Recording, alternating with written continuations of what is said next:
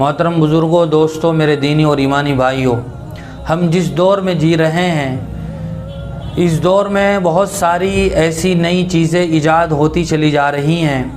اور ایسے دنوں کو منانے کا رواج بڑھتا چلا جا رہا ہے جن کا شریعت اور سنت سے کوئی تعلق نہیں ہے۔ بظاہر ان دنوں کو منانے میں بسا اوقات آدمی ان حدوں کو بھی پھلانگ جاتا ہے جو اللہ اور اس کے رسول کی صریح احکام کی خلاف ورزی پر مبنی ہوتے ہیں۔ حضور اکرم صلی اللہ علیہ وسلم کی سنت اور اسوہ ہمارے لیے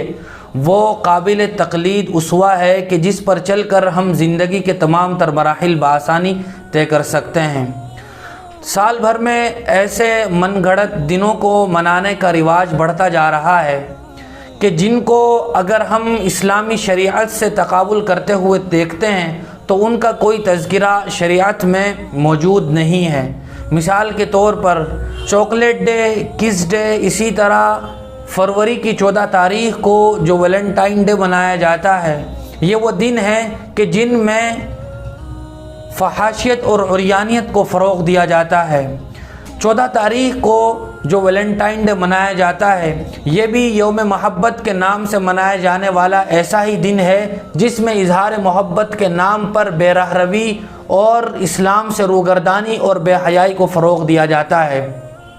بنیادی طور پر اگر دیکھا جائے تو یہ عیسائیوں کا ایک تہوار ہے جس کے بارے میں بہت ساری باتیں ملتی ہیں کہ اس 14 فروری کو منائی جانے والے ویلنٹائن ڈے کی کیا حقیقت ہے۔ اس میں بہت سارے اقوال ہیں لیکن بنیادی طور پر یہ عیسائیوں کا ایک تہوار ہے۔ یاد رکھنا چاہیے کہ مذہب اسلام میں خوشی کے طور پر دن منانے کے لیے پہلے سے دن موجود ہیں جن کو ہم یوم عید الفطر اور یوم عید الاضحیٰ کے نام سے یاد کرتے ہیں، اور اللہ تبارک و تعالیٰ نے انسانی فطرت کو ملحوظ رکھتے ہوئے ہی یہ تہوار عطا فرمائے ہیں۔ لیکن سال بھر میں جو یہ دن منائے جاتے ہیں یہ مسلمانوں کے تہوار نہیں ہے، بلکہ ان کو منا کر آدمی اللہ اور اس کی نظروں سے بھی بسا اوقات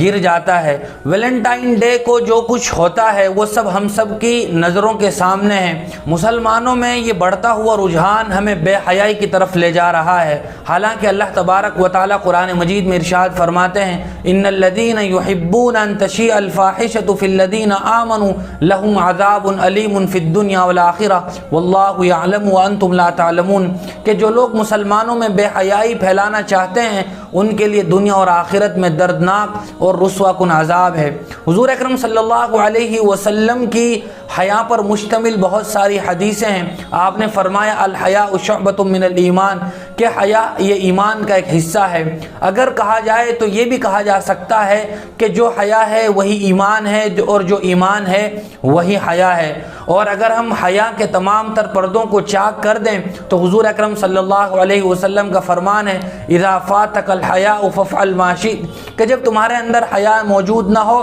تو پھر تم جو چاہے کرو۔ اس دن بھی ایسا ہی ہوتا ہے کہ آدمی یوم محبت کے نام سے اس دن کو مناتا ہے لیکن بہت ساری بے حیائی پر مشتمل خرافات کو انجام دیتا ہے۔ اگر ہم محبت کرنا چاہیں تو اللہ سے محبت کی جائے، اگر ہم محبت کرنا چاہتے ہیں تو رسول اکرم صلی اللہ علیہ وسلم سے محبت کی جائے جن کے بارے میں اللہ تبارک و تعالیٰ فرماتے ہیں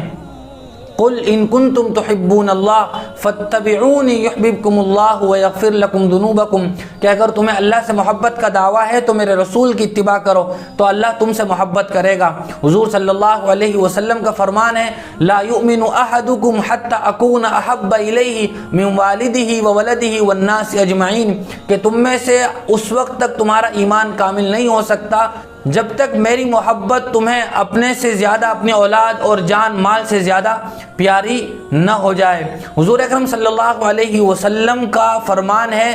من احب للہ وابغض للہ واعطى للہ ومنع للہ فقد استکمل الایمان، کہ جس نے اللہ کے لیے محبت کی، اللہ کے لیے نفرت کی، اللہ ہی کے لیے کسی کو دیا، اللہ ہی کے لیے کسی سے ہاتھ روکا تو اس کا ایمان کامل ہو گیا۔ محبت کرنی ہے تو اپنی والدین سے محبت کی جائے جن کی محبت پر احادیث میں فضائل اور ترغیبات موجود ہیں۔ محبت کرنی ہے تو اپنے بھائی اور بہنوں سے محبت کی جائے، دوسروں سے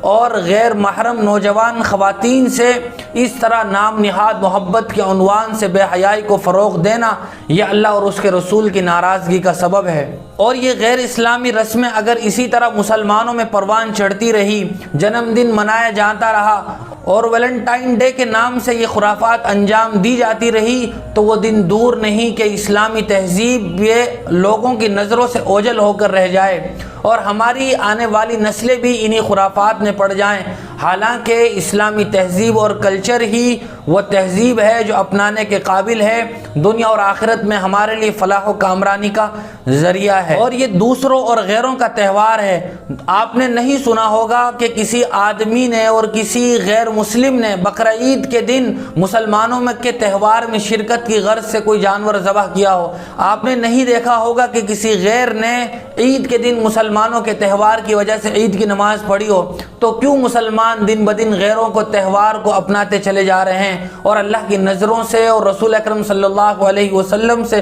دور ہوتے چلے جا رہے ہیں؟ ضروری ہے کہ ہم ان چیزوں کو اپنائیں جو اللہ اور اس کے رسول کے منشے کے مطابق ہوں اور ایسی خرافات اور بدعات سے اپنے آپ کو بچائے رکھیں تاکہ ہم اللہ کی نظروں میں سرخرو ہو سکیں۔ اللہ تعالی عمل کی توفیق نصیب